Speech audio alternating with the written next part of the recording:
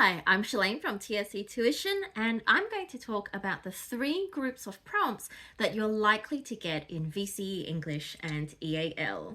So when we look at essay prompts in VCE English and EAL, they fall broadly into three categories. So the first category is a do you agree style of prompt. It'll have a statement and then it'll ask, do you agree? Or to what extent do you agree? It might start with that particular phrase, do you agree that? Or to what extent do you agree that? And then it'll have a statement. The typical expectation there is that you are expected to either agree or disagree or somewhere in the middle. So you might say, yes, I agree, but, or no, I don't agree, but. So you don't have to go with either or, you could be in the middle. The second group of prompts is a discuss question. So typically these look like a statement of some sort, and then it'll say discuss. Or it might start with the discuss word. So discuss how author explores theme in XYZ or something like that. That's a discuss question. A third group of prompts is a quote prompt. So it'll have a quote from your text, and then sometimes it'll have a statement of some sort. Theme is explored in various ways in text, discuss. Or it might have more of a directive. So it might ask you to answer a question of some sort. You know, author explores theme by doing XYZ. Do you agree? Or something like that. But either way, there is always a quote in this group of prompts. So let's talk about each kind of prompt individually. But before I get started, let me just say, if you are looking for one-to-one English tutoring, please contact us. We have a team of tutors who are really passionate about supporting high school students on their English journey. So if that's you, you're looking for some support, please contact us and we'd love to have a chat with you. So let's talk about the do you agree prompt. Now, by the nature of the question, do you agree?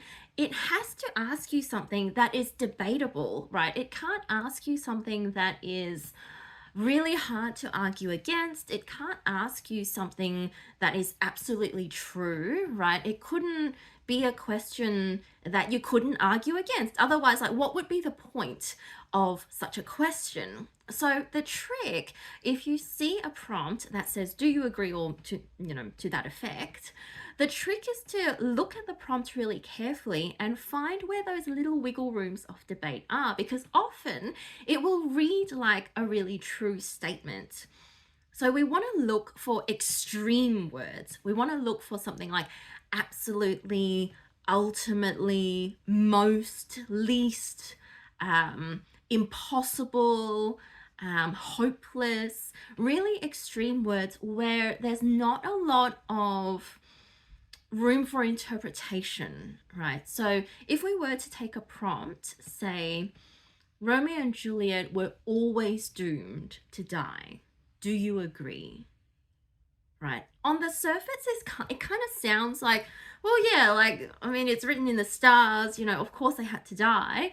But what it's really asking is always doomed, right? Always doomed. So the opportunity is there for you to talk about, well, they weren't always doomed to die. They made mistakes, right? Things happened. They could have chosen differently. They could have acted differently. They could have said things differently, and maybe it wouldn't have ended up the way it did. Now, of course, you could always argue that, yes, you could, talk about fate, you could talk about the stars, you could talk about the dreams, right, of Mercutio and also Romeo. Like, there's lots of opportunities there to talk about, yes, they were doomed, that fate had a role, but the phrasing itself, always doomed, I feel like has room for interpretation. The always suggests, right, that there were moments where you could contest, right? Well, it wasn't always doomed because, if they had just been a bit more patient, or if they had just been a bit more understanding, or, maybe just talked it out a little bit more before they acted, and so what it really is it's on them, right? It's not really on fate. So when we're looking at a do you agree prompt, that's what we want to look for, because on the surface, the prompt will look like a true statement. So you want to look for those little nuggets, right? Little hints of like, where could I push back? Where can I argue? Well, it's not always the case, right? It's not always hopeless. It's not always impossible. It's not the most destructive, or it's not the least hopeless thing, whatever it is. So you want to look for those really extreme words and then find your way in. When you work with a do you agree prompt, you usually don't want to end up on yes, I totally agree, or no, I totally disagree.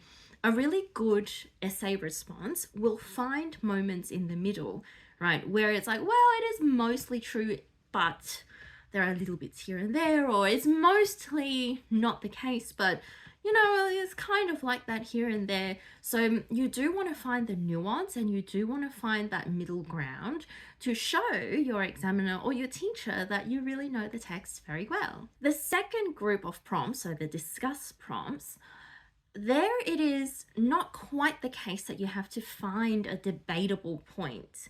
So if we look at the word discuss, right, what does it mean to discuss?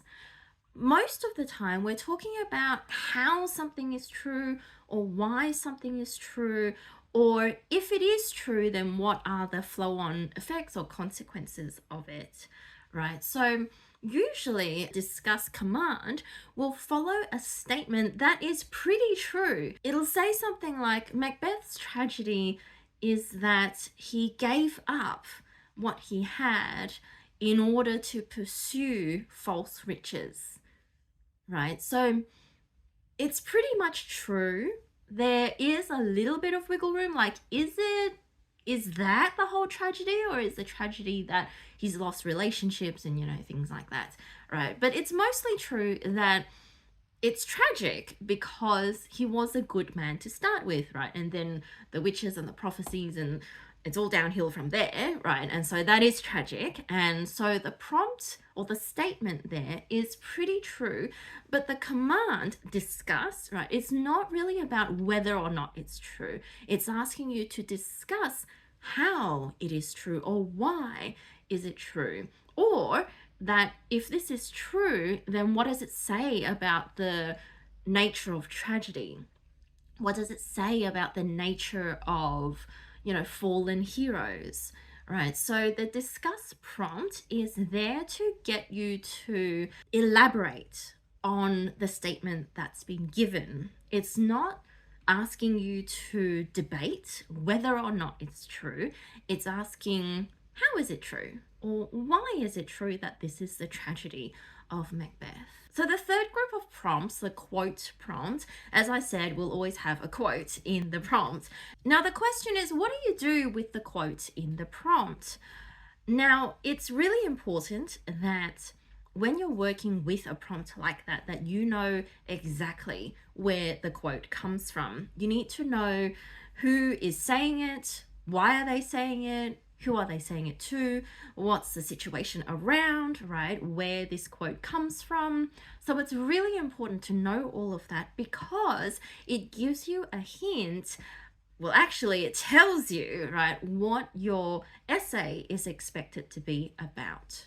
So if the quote is a character's response to injustice, for example, right, that should tell you your essay should be about injustice and its consequences and how it affects the characters of the text, or how it affects the community, right, in the text. If the quote is about, you know, someone's joy at being accepted finally for who they are, right, that should tell you your essay needs to be about acceptance and the consequences, the positive consequences of being accepted, and what that means for the community, what that means for the individual, etc., etc. So the quote in this prompt is very important because it gives you the boundaries of where you're expected to explore in your essay. Now, the quote might be followed by some kind of further statement, right? Theme is explored in various ways in the text. Discuss, something like that. If that's the case and you do get a statement and a command like that, you need to be able to tie the two together. More often than not, the statement will be about the theme that is present in the quote. So you need to be able to see the connections between the quote and the statement. So if the quote is about joy at being accepted, right, and the statement is about the benefits of having a cohesive community, for example, you need to be able to tie the two together and talk about, well, what does acceptance have to do with an interconnected community, right? How does that work? How does that play out? What are the consequences of it? What are the benefits of it? What are the sacrifices that people might have to make? So you need to be able to tie those two things together. That is why a lot of students find a quote prompt really difficult because one, they either don't know the text well enough to know where the quote comes from, or two, they cannot find that connection between the quote and the statement that's given. Now, the second question that we get a lot of the time is, do I have to use the quote in the prompt? And the answer to that is no, but you'd be silly not to, because the quote is already about the theme that you're expected to discuss. It's a freebie. Why would you not use it, right? If you have a really good reason, like maybe you have like 10 other quotes that really fit the theme well, that you can discuss and use and analyze really well, then maybe, but in my experience, most students would benefit from using the freebie, right? It's given to you, it's free of charge, it's already there on the paper, you don't need to memorize it, so why would you not use it? Use the quote as much as you can. Make sure you know the quote back to front before you start writing. Make sure that you connect, if you get a statement with the quote, that you connect those two things together. So I hope that was helpful. Like and subscribe to all of our social media channels so you don't miss out on the next time we post something. We are on YouTube, Facebook, TikTok, and what have I missed? Instagram. If you are looking for one-to-one English tutoring, please contact us. Our team of tutors would love to support you in your English journey. Thanks for watching.